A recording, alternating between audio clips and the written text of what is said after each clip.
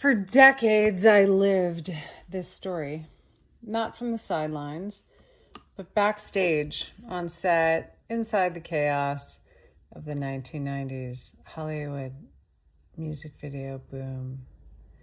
It was a world of a lot of us passed through in different ways, and this is simply the path I happened to walk. It was loud, it was glamorous, it was exhausting, and it was complicated in ways that only really make sense in hindsight. And it was a blast. I'm so lucky to have lived what I lived and have these stories to tell. And of course, at the time, we were young. We were in our 20s. We had a ton of money.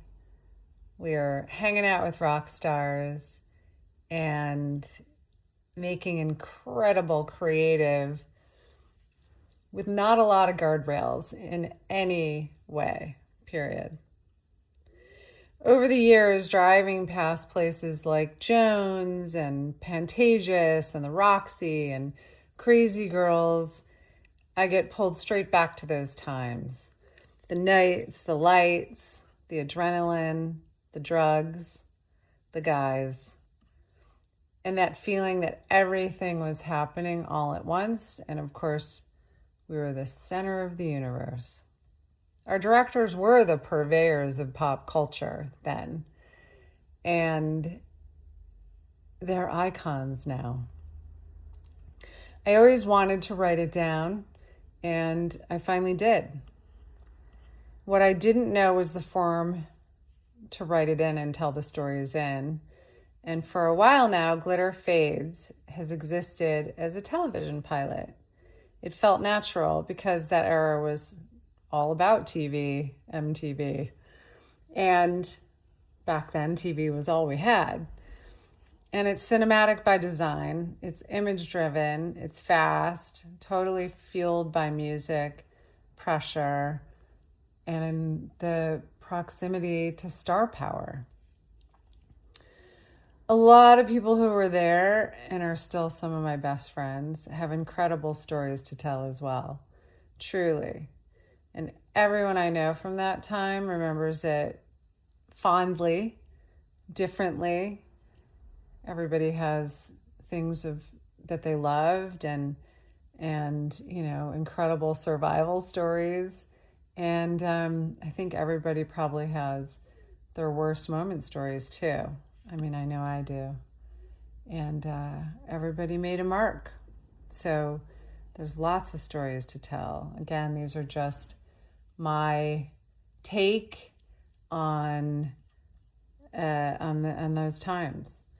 And this book isn't trying to be the story of that world at all. Again, it's just my path and told from my inside lane in my life then. So when the industry slowed down and TV projects were stalling in the last couple of years, unless you were a huge showrunner, I realized I didn't want to wait anymore. So I started writing the novel, and it was so much fun. And it is so much fun because it gives you space to go into more detail and space that television just doesn't have, and space for more interiority and for all the nuances and the feelings and the quiet little costs that don't always show up on screen. Glitter Fades is a love letter to a lost era. It's an era that can never happen again. And it's really important that we bring you back there if you weren't there.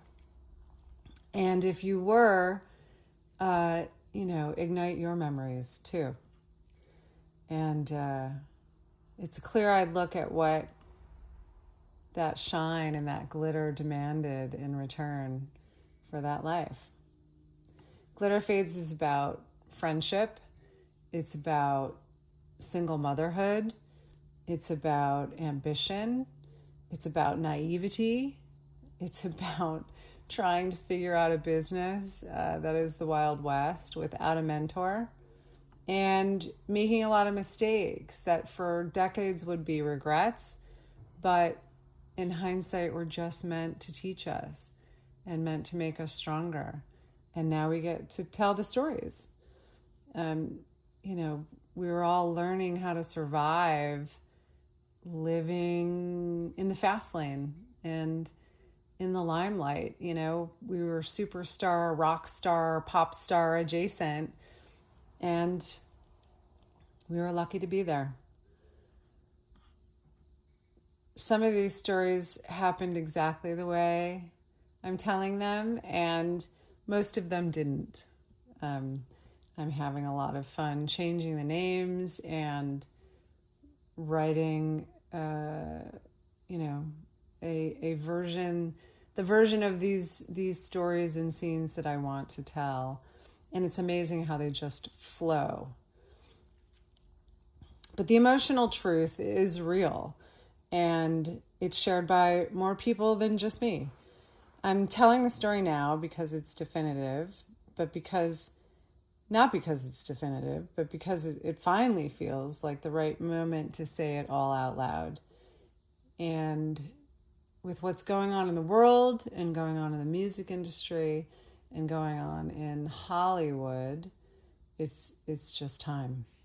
So thank you for listening, and thank you for watching, and thank you for being here. Glitter fades. It really does.